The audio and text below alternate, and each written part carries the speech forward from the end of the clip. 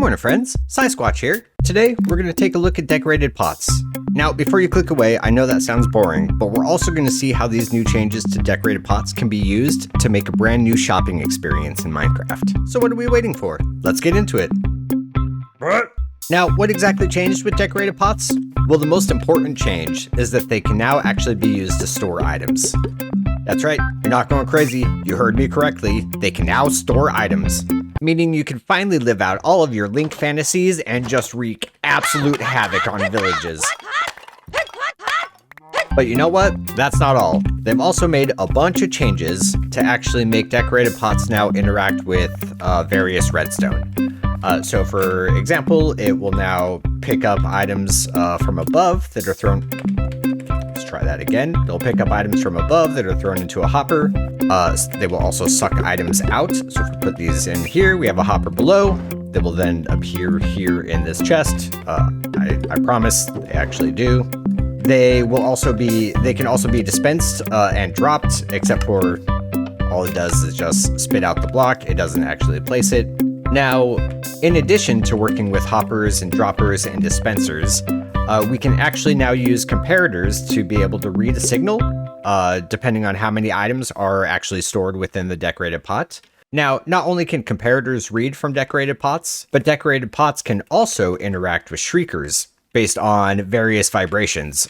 So we have a vibration of 12 for a block destroyed, a strength of 13 for a block placed, and a strength of 11 for interacted with. Meaning that if we place a decorated pot, this shrieker will recognize the vibration and activate the lamp. If we destroy it, this one will react and activate the lamp. And then if we interact with it, this one will respond and turn on the lamp. So if we place it, there's the lamp. If we break it, there's the lamp. And then if we interact with it, it will also respond.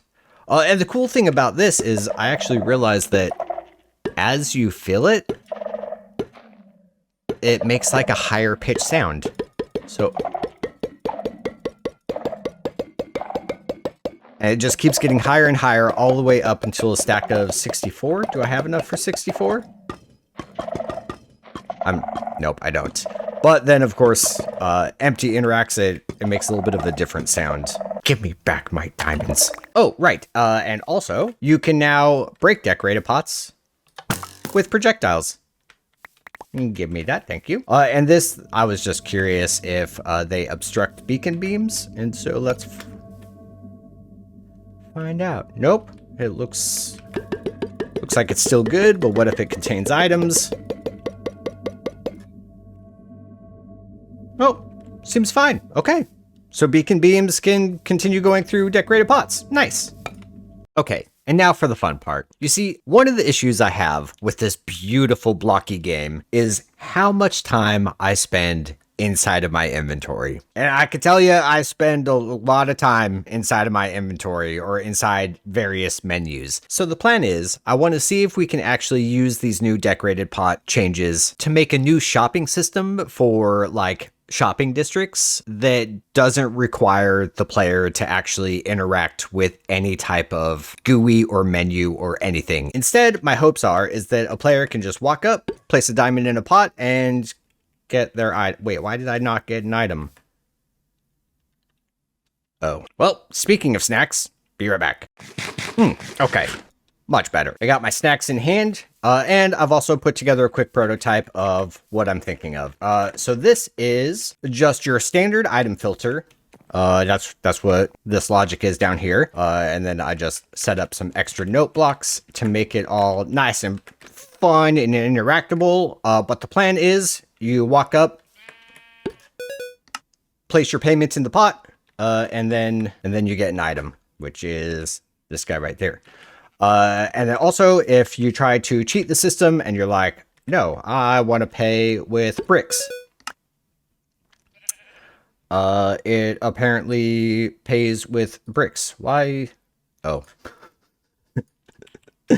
That would be why. Okay, so if you try to cheat the system with something that's not in the filter, get out of my inventory, then it doesn't work. So that's it. Those are my thoughts, peeps. But how can we make this bigger and how can we make it better? Well, I don't know, but let's find out together.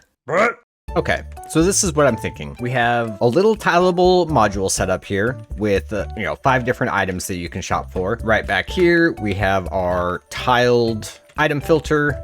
Right out here in the back, we have the payment success sound. Over here is payment failed. And then right on over here is the item dispensers for the various items. So the plan is that we'll just come up, we'll put in a diamond. We'll put in a diamond and put in a diamond, and I'm an idiot. I totally see what I did wrong. This will not work in a tiled fashion, so let's replace this with some repeaters. All right, that's already looking better. Okay, as I was saying, we'll come up and we'll insert an item, and we'll insert our payments, and we'll get our item. Okay, but that's not everything I want to do. So I do have this set up to take different payments. For example, who wants to pay 1 diamond for a silence trim? That's absurd. That would definitely need to be more like a diamond block, which put in right here. And so that's just defined by the filters below. Whatever payments you actually want to accept for it. The only problem with this system is, say if I try to cheat the system and I'm like, I want to just pay 1 diamond for this. Well, that's instead going to give you the next item down the line, because of the hoppers, and that one accepts a diamond. And yeah, I could make it smarter, but you know what? Do I look like mumbo jumbo to you? Do I look like a redstoneologist? No, I barely know how to brush my own teeth, I feel like. Anyways, so some things that I want to change about this, or not change, some things I want to improve. Having just 1 dispenser of storage is kind of not really enough. So let's go ahead and place some hoppers here. And then we'll place down some barrels. Not like that though, because I don't want it visible. We'll just do it like this. So the thought is that this would either be, hidden underneath the ground or underneath the carpet or something. But then we could fill this up with the required items. Here, in fact, we'll take this guy. So we could just fill this up with the item, and then it'll just empty or replenish the storage as we use it. So one pops out, and then it's already refilled. Okay, perfect. So that's now working. But what else would we like to change? I personally would like to have it set up so that we could, instead of 1 item at a time, is there anything in here? There's not even any. Whatever. Okay, there's not even any apples in there. But instead of just dispensing 1 item, I actually do want to set up this module so that one of these will spit out an entire stack of items, which we'll go ahead and we'll do with the golden apples. So now how do we want to do that? Okay, for purchasing a whole stack of items, I think what we want to do, let's go ahead and get rid of this part of the module. So we need to set it up to a hopper clock. I think that's going to be the easiest way to set up a timer for dispensing an entire stack. So if we do sticky piston down, and then we'll just do a weird little L shape here. Put that guy right there. And then if we do a hopper clock, so let's see, compare to here, compare to there, redstone here, regular piston here, sticky piston here, and we need hoppers into each other, redstone, and then we'll have to figure out the clock. Now for the item dropper part. Let's see, let's go ahead and we'll take the signal out of this hopper. So we should just be able to do something like, oops, not like that. Not like that either. Let's see, hop around here, put this guy there.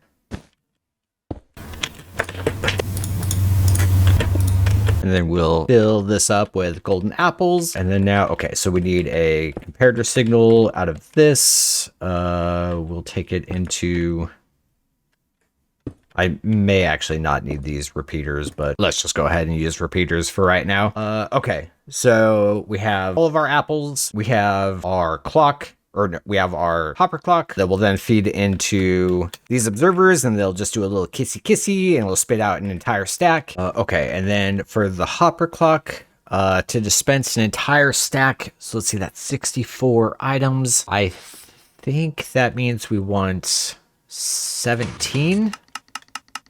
Let's see.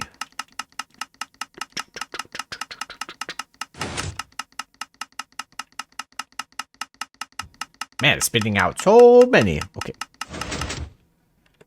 And then if we run around, collect all of these, we should have 64. Perfect. But now, what if we want to make those dispense faster? I think I want to try to make those dispense faster.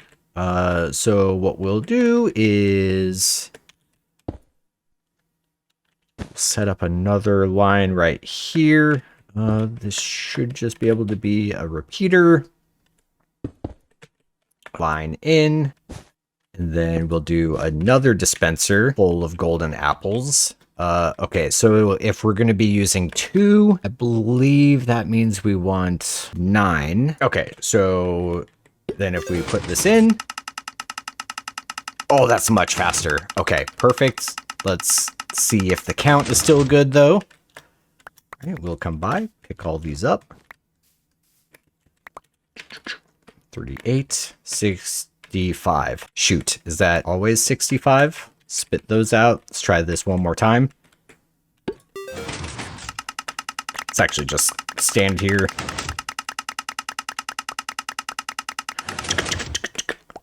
Pick up all these guys. 62, 65. Shoot, how can we do that? I feel like all that we have is like we have one tick too long. So you know what? Actually, let's just give this a shot. Get rid of these apples. And this.